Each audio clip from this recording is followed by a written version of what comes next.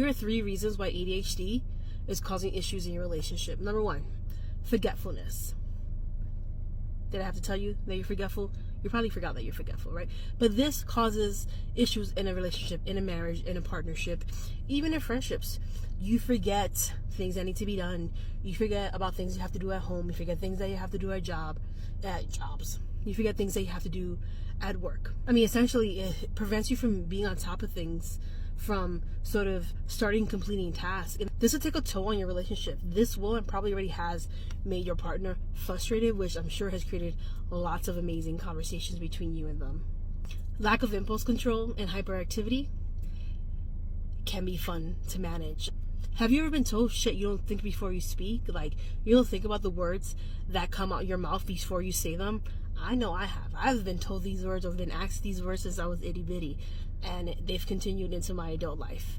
And these words don't come out with malice, and they're not meant to cause harm or to cause conflict, but they do, because it's kind of like words just spill out. We lack that impulse control to essentially think before we speak, right? And we know how that impacts our relationship, especially in those conversations that really need us to be sort of well thought out before we are saying something.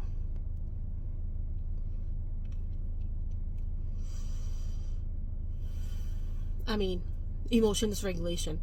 I'm not sure if you know this, but lots of people who are diagnosed with depression or bipolar actually do have ADHD, because ADHD super affects our emotional regulation, right? So again, this impacts our relationships.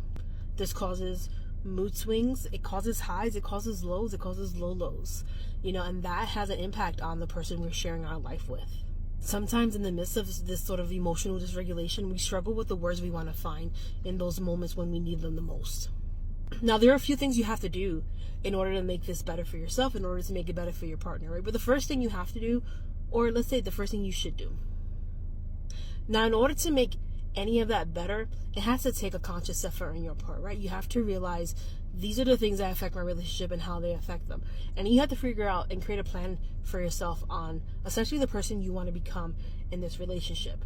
But you can't do it alone. You are sharing your life with someone, right? So the first thing you have to do is speak to your person, speak to your partner, communicate with them, sort of where you're at in your journey, and say, hey, I have ADHD.